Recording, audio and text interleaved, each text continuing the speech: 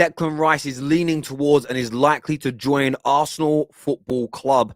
Chelsea are still in the mix and hunting him down, but the prospect of playing with Mikel Arteta is making Declan Rice favour the move to Arsenal. Personal terms are already reported as done and dusted and agreed. The fee will be worked on between West Ham and Arsenal, but the player again, via this time Jacob Steinberg, likely to become an Arsenal player this summer. We're going to delve into this story in much more detail, plus look at the fallout of Liverpool's 6-2 defeat to Real Madrid, and Mikel Arteta talking a little bit about Arsenal's lack of injury problems this year. Make sure the like button is hit. You're subscribing to the Football Terrace. It's very key to us. Click the subscribe button and the bell notification next to it so that the algorithm isn't your friend. You need to know when we're going live or new content is coming out. And of course, scan that QR code on the screen or click on the link in the description to follow the Top 6 podcast exclusively on Spotify. Let's go.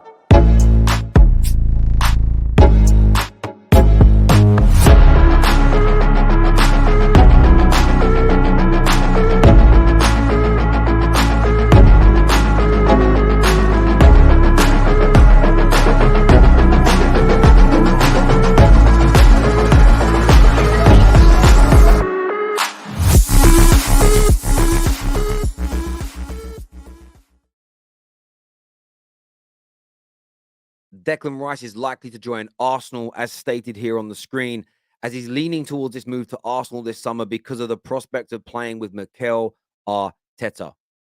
What's very interesting about this story is the detail of it. Arsenal have drawn up plans to where the West Ham captain would fit in, his squad status, the positions they want to play him in. Of course, they have offered him or shown via the intermediaries the amount of money that they would be willing to pay him to join the Gunners in the summer. And as it stands right now, on the 16th of March, 2023, Declan Rice is favouring a move to Arsenal over Chelsea. Chelsea is still in the hunt for this player. There is absolutely no doubt about it. They're still in the hunt. But the prospect of Arsenal being champions, Champions League football, and the direction that Mikel Arteta's team has gone in has thrown playing for Arsenal into a completely different light, a different stratosphere. And Declan Rice, who is very ambitious, Declan Rice, who sees himself as a Champions League and a Champions League player, but an individual that can help a team continue to win major honors. He wants to go where is going to be best for his football. The romantic return to Chelsea is beautiful, but it doesn't outweigh the prospect of winning major trophies. And that is why Arsenal are leading the race. We reported about a month ago, according to other media outlets, that the personal terms were agreed. It all just comes down to the fee now. West Ham are still pushing for this huge £100 million fee. Arsenal are going to try and drive that price down. Of course they are. Why would they not? Why would they not try and drive that price down? It would be absolutely crazy to not do that. But how do you see this going? Where do you see Declan Rice ending up playing? I know there's a lot of gooners out there that may not necessarily want to see him come to Arsenal. They question it. But Arteta always gets questioned about his talent ID and the players that he signs. But take a little listen here to what Ali McQuest has had to say about Arsenal signings under Mikel Arteta. Take a quick listen. Talk about value for money. He started exceptionally well, really well, as is Jorginho, who had a question mark. Obviously talking Jorginho and Trossard here. Against playing in that team. By the way, I did. But the signings have been absolutely terrific. So we were a little bit concerned about Arsenal in terms of the strength of depth in the squad. They strengthened it, and it's been, the signings have been excellent so far. But I want to stop Ali McQuest there, because this is the thing. If you look at the main signings Mikel Arteta has made, Tomiyasu, Ben White questioned. Loaning out Saliba, questioned. Jesus Zinchenko, questioned. So, probably barring Thomas Partey, pretty much every player, every big signing that has been made by the Arsenal manager, his own fans have questioned him and the media has questioned him. And his hit rate is ridiculously high for his mainstay and expensive players. Arsenal fans have got to get behind this Declan Rice move. Trust your manager. Forget the media for a moment. Trust your manager. How often is he wrong about these types of players that he wants? Seldom. Absolutely seldom. So I think Arsenal fans have got to get behind him. The media is certainly pushing the narrative that he's favourites to join Arsenal. I want your thoughts and I want your feelings. Up next, we're looking at what Jurgen Klopp has had to say in an explosive interview, a hugely explosive interview after their exit from the Champions League. Take a look at this. Fuck this team, we are fucking shit. I might as well call Ancelotti my daddy for the number of Daddy! times he has fucked me, because we are truly Real Madrid's bitches. Especially Trent, because Vinicius has him on a leash like a good bitch he is. Like, how many times has Vinicius made Trent look like his bitch? He might as well just adopt Trent and free me from the burden of starting him, because he is...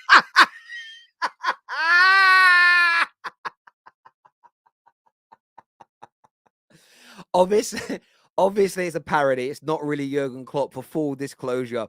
But I saw this, and honestly, I'm dying. I'm dying. shit. And Modric and Kroos made Fabinho look like his real age, because I'm telling you that man is touching 50. Someone check his passport.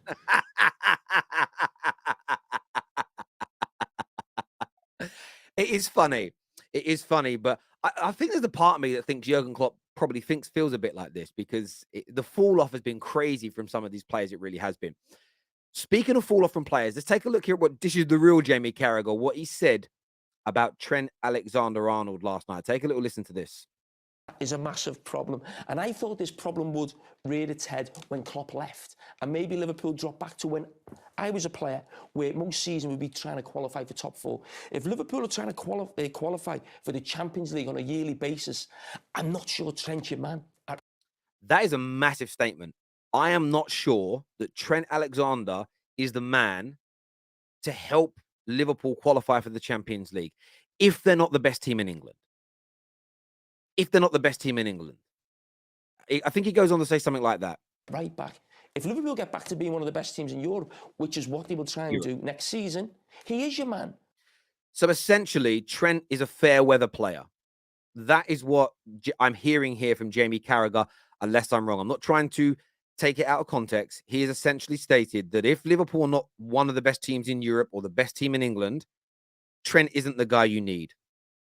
Defensive deficiencies, positional issues, barring his brilliant cross, there isn't, and great free kicks, there's very little of a top class or world class level from Trent Alexander-Arnold. That is what I'm hearing, and I have to say to you, I agree. The problem that you have is football is always innovating. Nothing is really new. It just, like fashion, it just comes in and out.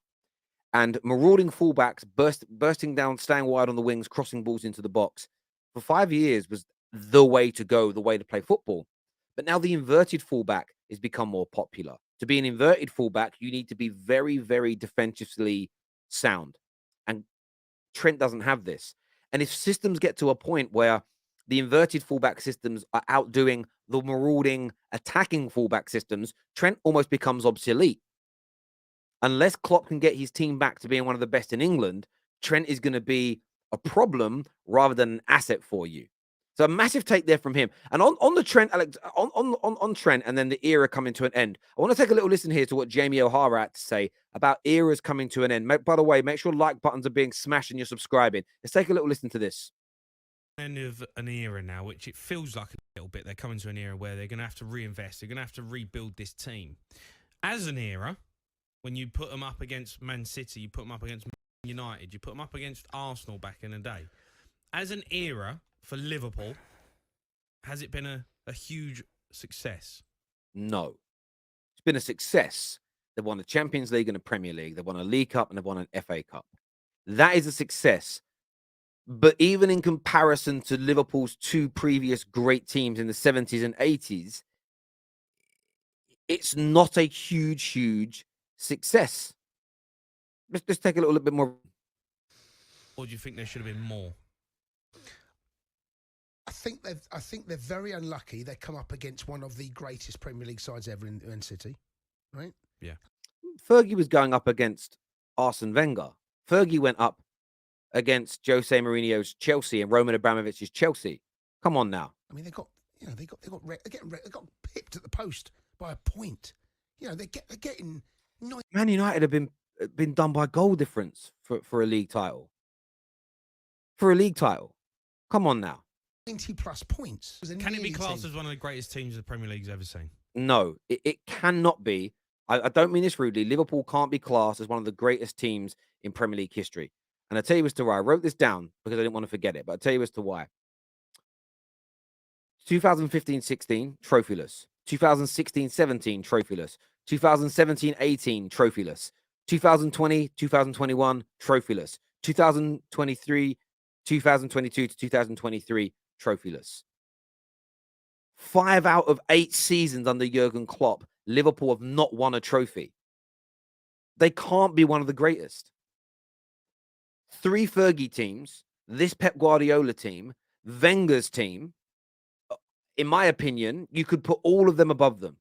Jose Mourinho's teams, they all won more trophies. Just in the Premier League era, there are 5 or 6 teams that are above them. And if you're not in the top 3 or 4, you're not one of the greatest. Surely. And I'm not having a dig here at Liverpool. Some will take it as a dig. But to go 5 out of 8 seasons under Jurgen Klopp winning no trophies, I think it's disrespectful to Wenger's great teams, Jose's great teams, this current side of Pep Guardiola, the 3 great teams that Sir Alex Ferguson built. It is disrespectful in a massive way to call this team as great as them. They simply didn't achieve anywhere near as much. I want your thoughts on that, people. Perfect. And it was against Man City home. And it was the only time in this season. And other time, every time, of in every game is, one player is suspended, one player is injured or illness. So we have to deal with it well. But of course, you hope, like see Arsenal, they almost have all the time their squad is in total is available. This has created some controversy on social media. Arsenal fans very angry at Ten Hag. There's a few things to this I wanted to unpack. Firstly, he isn't attacking Arsenal. He isn't attacking Arsenal. Go back and listen to what it is he said. And we'll actually rewind it for you to actually listen to what he said. So, we have to deal with it well. But of course, you hope. First of all, he says you hope. Let's just write that down. You hope. Like see Arsenal. Like I see Arsenal. They almost have. They almost have always their first team available. He hasn't attacked Arsenal. He hasn't said that Arsenal are lucky. He hasn't said that Arsenal, have cheated or Arsenal doing anything wrong. He also hasn't said that Arsenal have not had anybody out. He is simply stating that I hope that we can get more to where Arsenal have been, which is almost having their first team available on a more regular basis. Of course, Arsenal have had injuries and suspensions and sicknesses this year. Everybody has. I do think the media has done a hit job here, and they're trying to... Listen, Arsenal fans have done a fantastic job recently of not being triggered by the media, by not overreacting to the media. But they're trying to catch you out on this one. By focusing, if you look here, on words like never, Ten Hag claims Arsenal never have injuries or suspensions compared to Man United. The never, the big capital letters, bold lettering, is what the focus is, as opposed to actually listening to what Ten Hag has said. Ten Hag is simply stating that he wants Manchester United to get to a point to where Arsenal are, where they've got the least amount of disruptions possible to their first team squad. And we know this is true. If you look at fewest starting 11 changes so far this season in the Premier League, Arsenal have only made 18. Now, this is brilliant management by Arsenal.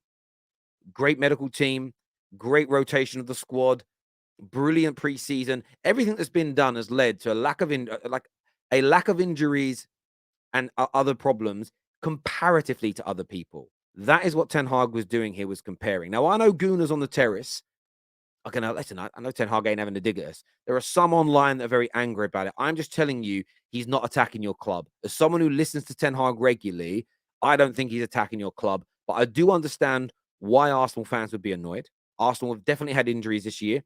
They lost their key marquee summer sign-in for 3 to 4 months. Zinchenko's missed a fair amount of games. Partey's missed some big games. So, of course, there's a feeling of sensitivity around saying we never have injuries. But that isn't what Ten Hag had said. And just to give you an idea about Ten Hag, and it's a little bit funny when you actually listen to it, Ten Hag's use of the English language isn't always great. Take a little listen to this. Thank you so much. Thank you for coming to join us. Great performance. Well done. Thank you. Please. Thank you. Thank you very much. Appreciate your time. Thank you. Thank you, Eric. Appreciate it. Appreciate your time. Well done tonight. Please. Thank you, Eric. Thank you. Eric, thank you very much. Please. Thank you, Eric. Please. And look, I'm not laughing at him. His second language is English. He says please instead of saying thank you. And the reason I bring this up is to just say this. Look, could he have worded it differently? Yes. Would I have preferred him to personally to have not mentioned Arsenal? Absolutely. But don't be drawn out by the media to start losing your head over something that is not deep and very, very small. He's not attacking Arsenal. He's not taking a swipe at Arsenal. He's not digging or saying they're lucky. He's simply stating, I see it as a compliment. He's simply stating, I want to get to where Arsenal are, where they have the least amount of issues that he has seen in the league. That is not, he isn't saying you have no issues. He just wants to get to where you are. I would take that more as a, he's looking at what we're doing. He wants a bit of what we've got, as opposed to he's taking a dig at us. But I know what the media are doing here. They're just trying to stir up trouble that doesn't exist. Viewers, do me a big, big favor and hit the like button. Subscribe to the Football Terrace. Scan that QR code and make sure you're following the Top 6 show. Until next time, take care. Goodbye. God bless. And I'll see you all soon. Thank you.